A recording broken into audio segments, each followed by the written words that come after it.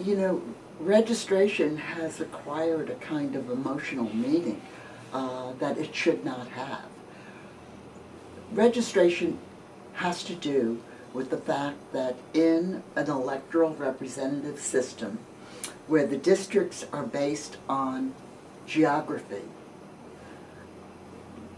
the officials running the election need a list of who is eligible to vote in each geographical district that is going to affect the actual election.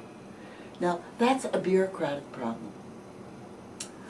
You need a list of who's a citizen who actually lives in the district, and therefore who is entitled to vote. Many countries solve this bureaucratic problem bureaucratically. People who move into a district have to register with the officials, and then the list is, in a sense, automatically composed. Or some countries have officials go door to door and make the list of those who are citizens and live in the district.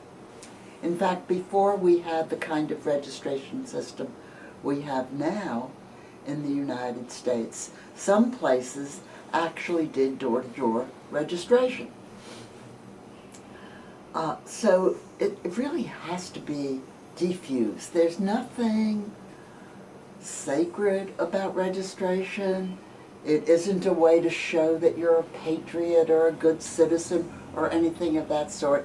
It is a bureaucratic necessity that there exists a list of who's eligible to vote in the district. That bureaucratic necessity came to be used in parts of the United States in certain periods as a way of preventing people from voting, because they were prevented from getting on the list. Everybody knows that that was done in the South after Reconstruction, where a voter registration system was created together with literacy tests and poll taxes, specifically to exclude former slaves from going to the ballot box. And it was successful. Most former slaves were disenfranchised because they were not registered. Now that system, and it is a little system, it's a kind of quasi-illicit system. It's not really, it can't be described for what it is, but it does use the law and administration to accomplish what it wants to accomplish. Around the turn of the 20th century, the end of the 19th century, beginning of the 20th century, as a way of coping with a kind of demographic threat, the growing presence of white but immigrant working class, and these people were also disenfranchised. They were just men, by the way, because only men were entitled to vote. They were also disenfranchised by making voter registration, getting on the list, by making it difficult. Personal periodic voter registration laws were introduced that applied at first mainly to big cities where immigrants were likely to be concentrated. You had to register at least a given period of time before the election. Reform types, very prissy, argued that we didn't want people to register to vote because they were excited by the election. They should register to vote out of a deep commitment to certain civic principles. Also, so long waiting period, limited times that you could register long before the election. You had to re-register for every election. Again, literacy tests were reinvented. They had been gotten rid of in the North in the 1820s, 1830s. Now they were reintroduced. Some New England states reinvented the poll tax. And the consequence was that voter turnout went down.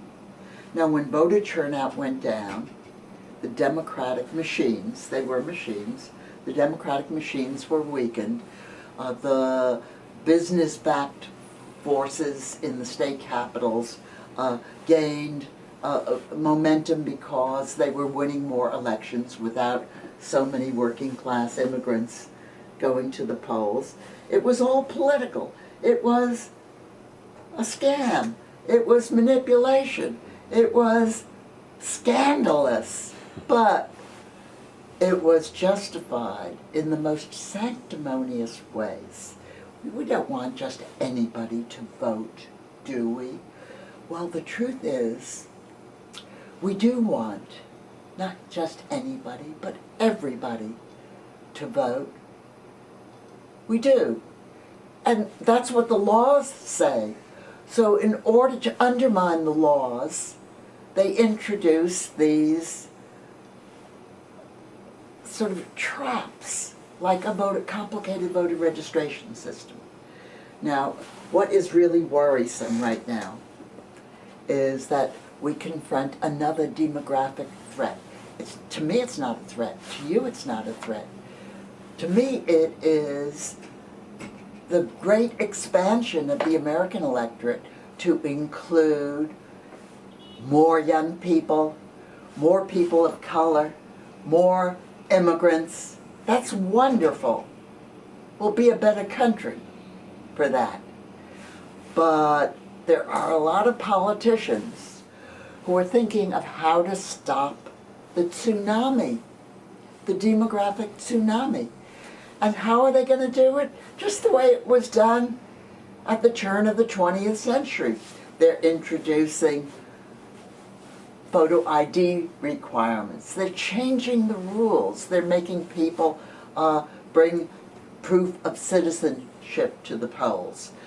They're going to try their best to make the lines very long in some neighborhoods and not in other neighborhoods.